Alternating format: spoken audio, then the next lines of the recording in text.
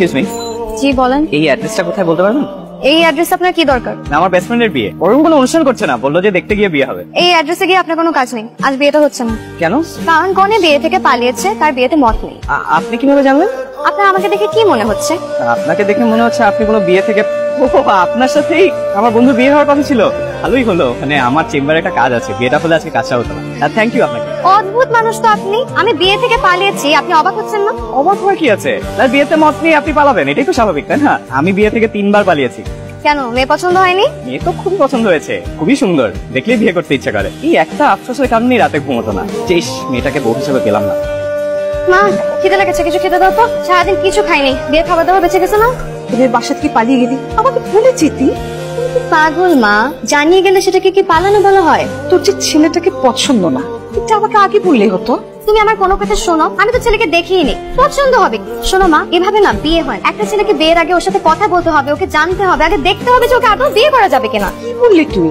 আমার বিয়ে হয়নি তোর বাবার সাথে? তোর বাবার মুখ দেখেছি আমি বিয়ের রাত। তোমাকে যে আমি কতবার বলেছি যে তোমাদের সময় আর আমাদের সময় একই, তুমি তো আমার কোনো কথা বুঝোই না। এখন অনেক কথা হয়েছে, আমার অনেক খিদে লেগেছে, তাড়াতাড়ি আমাকে কিছু খেতে দাও তো।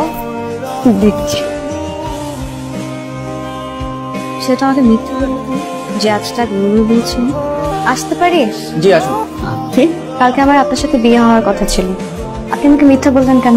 আপনার সাথে কথা বলতে ইচ্ছে হচ্ছে, তাই একটা অজুহাত বানিয়ে নিলাম। আর আমি যে বিয়ে থেকে পালিয়েছি, আপনার আমার উপর রাগ হয়নি? আপনার বিয়ে করতে ইচ্ছে হচ্ছিল না, সাহস করে পালিয়ে গেছেন, এটাই তো ভালো। উল্টা নিজের ইচ্ছার বিরুদ্ধে বিয়ে হলে সেটা খারাপ হতো। 3 বার যে আপনি বিয়ে থেকে পালিয়েছেন, এটাও মিথ্যে কথা না? জি, আপনি আমার লাইফে একমাত্র মেয়ে যার সাথে আমার বিয়ে হওয়ার কথা ছিল। চেনেন না, জানেন না, যাকে তাকে বিয়ে করা যায় নাকি? আচ্ছা, আজকে আসছি। আপনি আমার অফিসে? আপনি আমার চেম্বারে যেতে পারবেন, আমি আপনার অফিসে আসতে পারবো না? আচ্ছা, কেন আসছেন বলুন? সবচেয়ে ভালো হয় যদি একটা রেস্টুরেন্টে বসে কথা বলি। যেটা বলতে চাচ্ছিলাম যে আমার আসলে বিয়ে শাদী করার খুব একটা ইচ্ছে ছিল, তো মা জোরাজুরি করে, তো একদিন হঠাৎ করে আপনার ছবি দেখে বললো দেখ কেমন লাগে। আপনি তো এমনি দেখতে খুব সুন্দর, তাই ছবি দেখে খুব ভালো লেগেছে, কিন্তু কি আর করা, হলো তো আর না। তাই আর বিয়ের কথা ভাবছিল। আপনার কি অবস্থা? মানে আপনি কি বিয়ের কথা ভাবছেন না? মানে করবেন না? অবশ্যই করব, মেয়ে হয়ে জন্মেছি, মা হতে হবে না? তাছাড়া আমার মা হওয়ার খুব ইচ্ছে, আর আমার একটা ছেলে বাবুর খুব শখ। এরকম ছেলে পছন্দ আপনার? এমন আহামরি না, মানে ভালো অনেস্ট হলেই হয়। আমার যেরকম মন মানসিকতা ওরকম হলেই হবে। তো আমাকে ছেলে হিসাবে কেমন লাগলো? ভালো না খারাপও না, মাঝামাঝি। আসলে আমি আপনার সাথে তেমন একটা মিশি নেই, তো বলতে পারবো না। আমার না দেরি হয়ে যাচ্ছে, আমি যদি আজকে অফিসে দেরি করে যাই, আফসার ভাই তো আমাকে মেরেই ফেলবে। আজকে উঠছি। এই যে শুনুন, এই যে আপনি বৃষ্টিতে ভিজছেন কেন? জ্বর আসবে না? সমস্যা নাই, ওষুধ খেয়ে নিবো। রিক্সায় উঠেন। ভিজা তো। ভেজা তো কি হয়েছে, আসুন। আপনি একটা ওষুধ খেয়ে নিন, প্রেসক্রিপশন লিখে দিব। ওকে ডাক্তার সাহেব।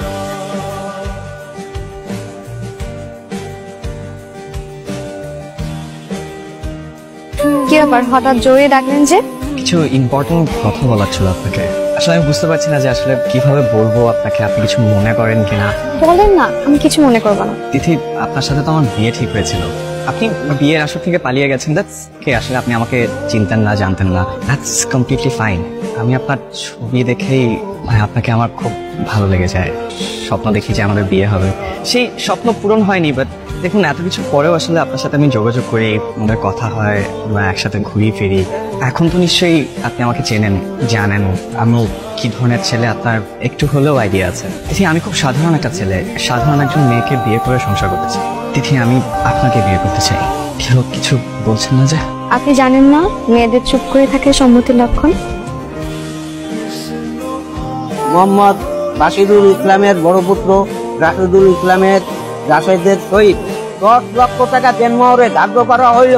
তো চিল্লা চিল্লি কিসে? আপনি কি এর কাবিন করেছেন, কি বিয়ে করেছেন? কোলাই তো নাই, কোলা নাই মানে কে জানেন না?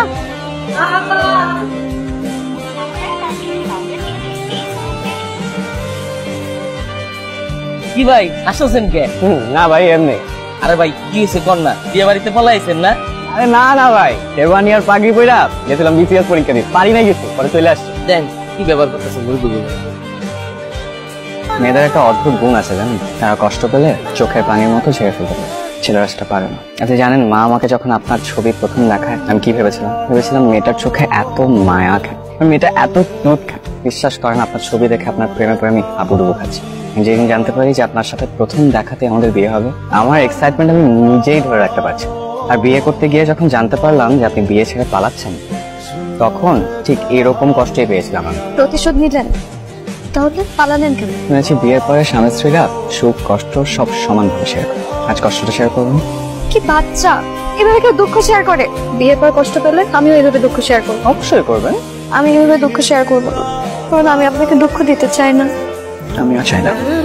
এখন বিয়ে কিভাবে হবে? কাজে তো চলে গেছে। কাজী অফিসে কাজী সাহেব সহ আমার বন্ধুরা অপেক্ষা করছে আমাদের জন্য।